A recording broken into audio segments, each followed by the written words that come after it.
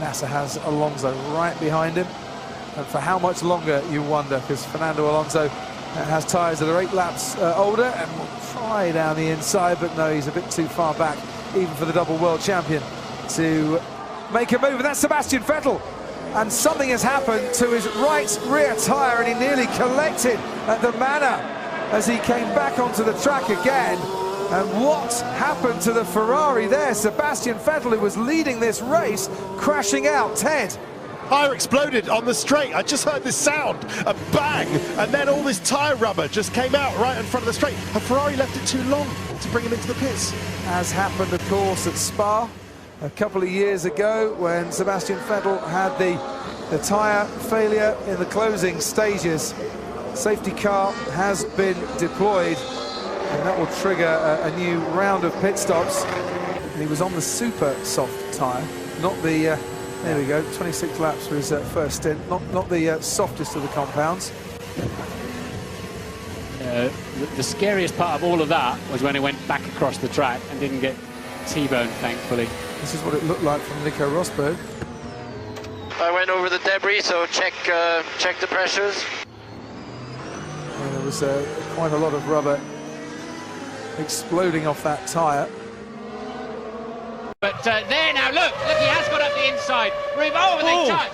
Rubens Barrichello. I wonder if his left rear tyre had a slice out of the front wing of Montoya, and Barrichello's been so quick out of that final turn, gets in the slipstream, got more top speed anyway, and that's Barrichello. Here we go then, Barrichello over the start-finish line where he has been much faster, and look, gets track position, and then I don't think it was an intentional move by Montoya.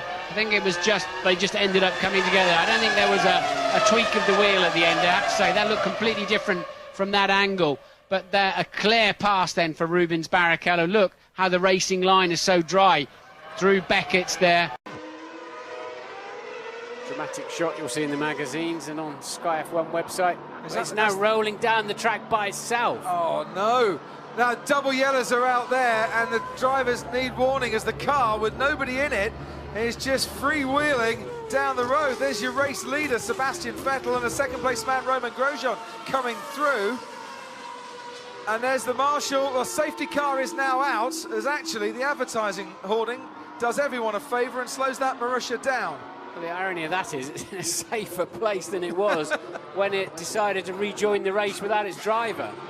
But it's Nico Rosberg away, and there's Kevin Magnussen trying to come down the inside as Valtteri Bottas goes in, and that's Felipe Massa turning over, clipped by the McLaren of Kevin Magnussen, and it's once again a first lap incident for the second race in a row for Felipe Massa in the Williams, and no surprise, Martin, that the safety car is out. Yeah, it'll take a bit of clearing away, so hopefully he's okay. Jules Bianchi very slow to get away off the grid, as you can see. Yes, Bianchi lucky not to get hit by the Caterham. Let's look down into the first corner. Well, Massa cut across, didn't realise that Magnussen was fully on the inside of the corner. A bit of an unfortunate incident. I don't think you can criticise Massa, but it clearly wasn't Magnussen's fault. Magnussen's actually had a great start. He's looking at the inside, so he's got the position. He's fair enough in there. He's got to go around the corner. And Massa, Felipe Massa, cut across the front of him, didn't leave him enough space. But did he see him in his peripheral vision? Did he know he's there? He's busy watching his teammate at the moment. Yeah. That's just an unfortunate incident. Felipe was preoccupied looking at his teammate, unaware that Magnussen's made an even better start. Bottas spun the wheels up. Yeah. And nothing Magnussen could have done, nothing he did wrong. And I think Felipe just didn't have him in his peripheral vision, didn't leave him enough space quite clearly. And you can see the Red Bull coming around the outside, avoiding contact with Felipe Massa. But that's cost Daniel Ricciardo massively as well. He's down in 15th now. Felipe, are you okay? Felipe, are you okay? And Formula One will rejoice, the world will rejoice if Ferrari wins it. They richly deserve to. I can see a national holiday in Italy coming up at the end of this flying lap if Michael Schumacher keeps it all pointing in the right direction. And certainly no sign of any further heavier rain. So Michael then with about 3.5 miles to go to his third Formula One World Championship. Can they believe it? Out come the Ferrari mechanics to greet home their ultimate hero, Michael Schumacher. The Japanese are following the Germans here with their air horns and giving it lots and lots of welly, the maximum amount of noise. You are about to see Germany's Michael Schumacher in Italy's Ferrari become world champion. Häkkänen's just done the fastest first sector of the race. Häkkänen, the gap down to 4.2. He will not let Michael Schumacher relax and enjoy. Look, in the background there's not enough time for him to do anything, but he's going to keep Michael honest all the way to the checkered flag. Michael starting to coast because he does not want to push his luck on this tricky, slimy racetrack, and Häkkänen saying, right, I'm going to make you really work all the way to the line.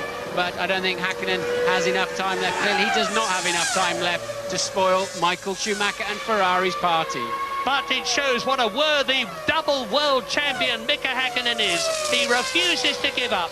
A magnificent race for Häkkinen, a superb race for McLaren, but a brilliant race for Michael Schumacher, who exits the chicane for the 53rd and last time to win the 2000 Japanese Grand Prix and the World Championship for the third time, to give Ferrari and Italy their dream. And look, he knows it.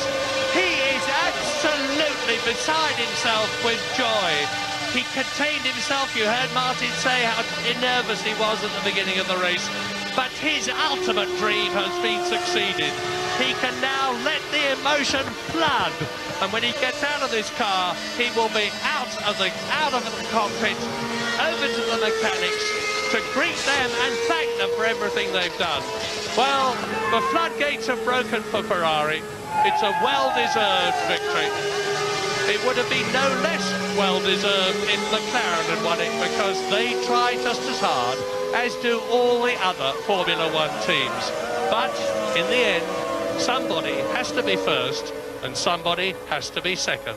This year, it was Schumacher and Ferrari. This year, it was Häkkinen and McLaren. So, a new name amongst those 3 times world champion winners. Fangio won it 5 times, Prost won it 4 times, but Jack Brabham, Jackie Stewart, Niki Lauda, Nelson Piquet and Ayrton Senna won it, and now Michael Schumacher, 3 times world champion. And now, Davide Valsecchi, let me ask you, who is your driver of the day? After a drive like that, it's got to be Mahever Raghunathan. He was impressive in the race distance. After all this drama, you'll be mad not to join us for the next race. We hope to see you then. Take care.